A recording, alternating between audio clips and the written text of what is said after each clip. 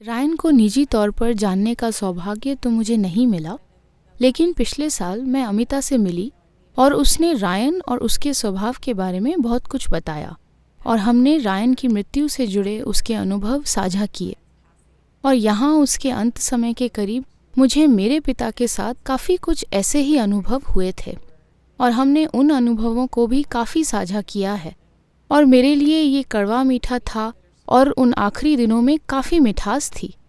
और मैं चाहती हूँ कि आप उस गुज़रने के बारे में थोड़ा बहुत बताएं कि हम कैसे, मैं इसे बेहतर तरीके से करने की बात नहीं कर रही हूँ, लेकिन हम इसे एक नई समझ से कैसे अनुभव कर सकते हैं, क्योंकि इस चीज़ ने मेरा इसके प्रति नज़रिया और इसे अनुभव करने का तरीका बदल दिया है। Your own or somebody else's? मेरी अपनी नहीं, पर शायद मेरा मतलब दोनों से है कि किसी की मृत्यु के अनुभव में उनके साथ होना और किसी के मरने के बाद यहाँ होना। मैं चाहता हूं कि आप ये ध्यान से सुनें, क्योंकि So, इसका आसानी से गलत मतलब लगाया जा सकता है। क्योंकि जब कोई अपने प्रियजन को खो देता है who's dear to them?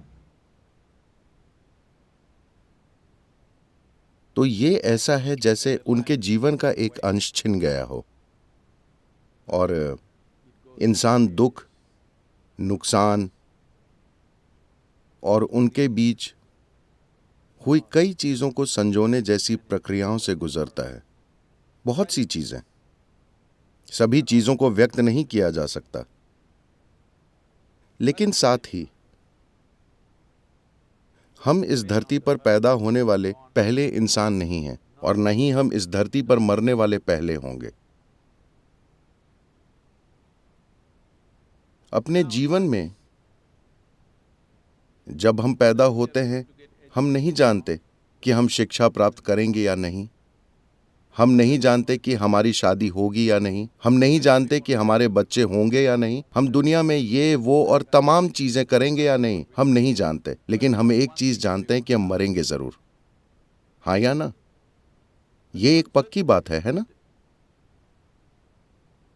हालांकि ये इतनी साफ बात है, पर हम इससे समझौता नहीं कर पाते।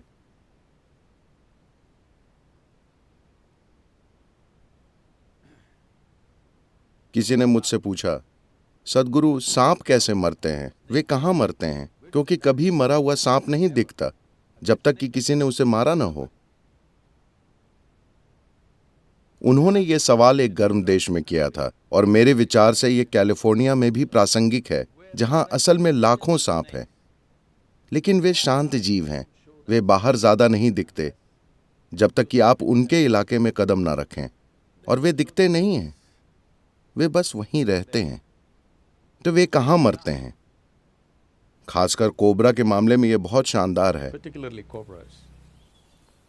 जब वे मरना चाहते हैं, जब वे समझ जाते हैं कि अब मरना चाहिए, तो वे दूर चले जाएंगे, एक ठिकाना ढूंढ लेंगे और वहां जाकर बैठ जाएंगे, और वे 18-20 दिन तक कुछ नहीं खाएंगे, वहीं बस बैठे रहेंगे और कुछ नहीं खाएंगे, और वे मर जाएंगे।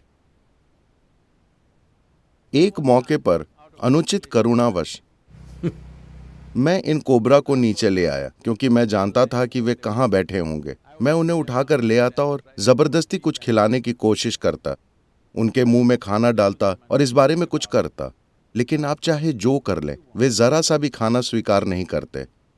अगर आप उन्हें छोड़ दें तो वे फिर जाकर उसी जगह पे बैठ जाएंगे और वहां शांति से मर जाएंगे।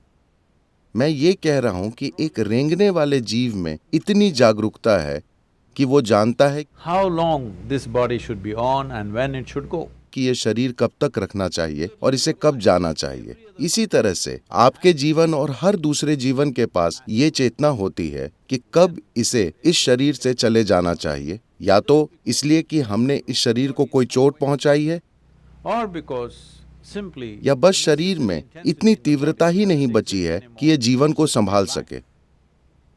तो हमें यह समझना चाहिए, जब मैं कुछ खास शब्द इस्तेमाल करता हूं तो उन्हें सामान्य मायनों में मत लीजिए। जब मैं कहता हूं एक जीवन जाना तय करता है, तो ये ऐसा नहीं है कि आपने इस बारे में सोचा और फैसला लिया। ये वैसा फैसला नहीं है, अपने ही तरीके से विचार करके नहीं।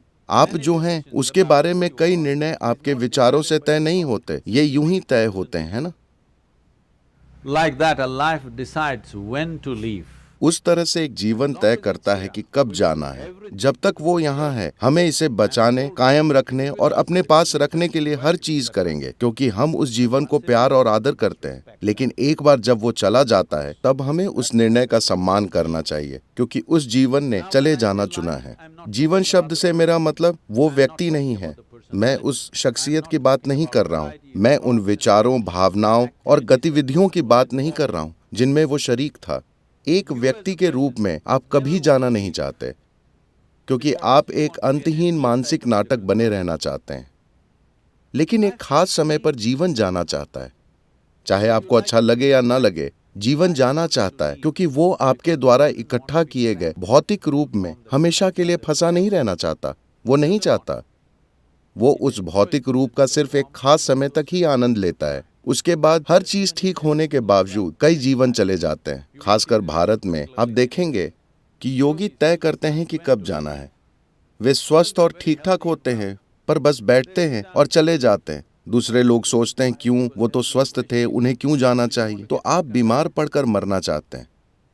क्या आप अस्पताल में 3 साल कष्ट झेलना चाहते हैं और तभी प्रस्थान करना चाहते हैं? जाने का क्या वही एक तरीका है? कृपया इसे ध्यान से सुनिए, क्योंकि ये एक परिस्थिति है। मैं किसी चीज को रौंदने की कोशिश नहीं कर रहा हूं, लेकिन मैं चाहता हूं कि आप इसे गौर से सुनें। क्या ये सच है That the final thing that you do in your life is death? कि आप अपने जीवन में जो अंतिम चीज करते हैं वो मरना है? तो आखिरी चीज जो आप अपने जीवन में करें, क्या ये बहुत महत्वपूर्ण नहीं है कि आप उसे शालीनता से करें, है ना? आप सब लॉस एंजलिस से हैं, आपको तो इसे स्टाइल में करना चाहिए, है ना? कम से कम शालीनता से। क्या यह भी महत्वपूर्ण नहीं है कि दूसरे जीवन जो हमारे आसपास हैं, जब उनका समय आए तो हमें मदद करनी चाहिए ताकि वे शालीनता से जा सकें, न कि उन्हें अपने चारों ओर चल रहे मेडिकल उद्योग का शिकार बना दें?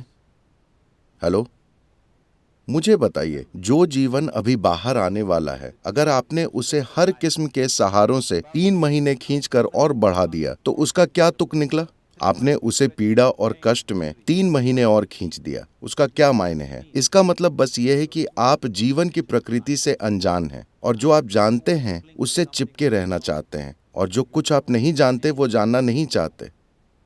ये बहुत महत्वपूर्ण है कि हम व्यक्ति को तो जानते हैं, हम इस इंसान को और इसे और उसे जानते हैं, वो ठीक है।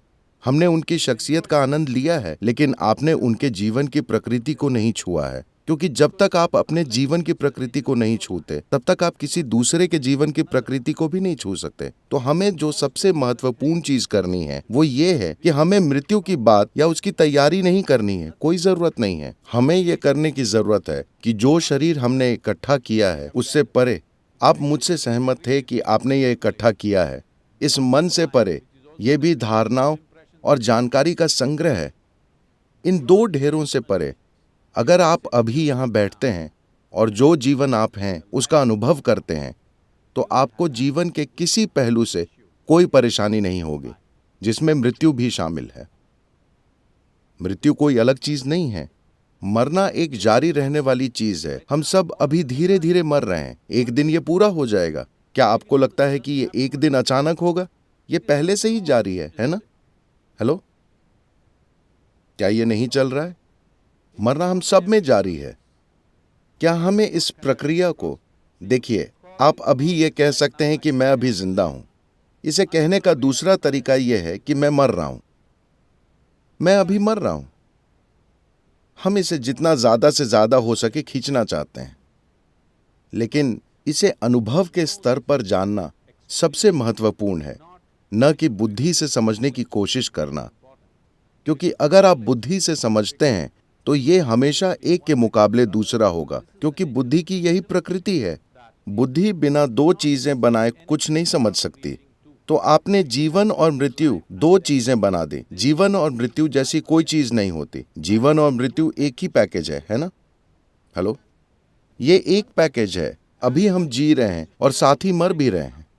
सवाल यह है कि आप इसे कितनी शालीनता से करते हैं। अगर आप इस पल को पूरी शालीनता से चलाना सीख लें, तो आप उस पल को भी पूरी शालीनता से निभाएंगे। वो कोई अलग किस्म का पल नहीं है, वो भी ऐसा ही पल है। योग विज्ञान में इसे ऐसे कहा जाता है, हर सांस खींचने के साथ आप पैदा होते हैं और हर सांस छोड़ने के साथ आप मरते हैं। जब आप एक छोटे शिशु की तरह पैदा हुए तो आपने पहली चीज की थी सांस खींचना, है ना? What do you think is the last thing you will do? आपको क्या लगता है कि आप आखिरी चीज क्या करेंगे? सांस छोड़ना, है ना? अभी जब आप यहां बैठे हैं, सांस खींचना, छोड़ना, सांस खींचना, छोड़ना, खींचना, सांस छोड़ना, अगली सांस खींचना नहीं हुआ और एक बड़ा आदमी चला गया, पुफ। हाँ या नहीं?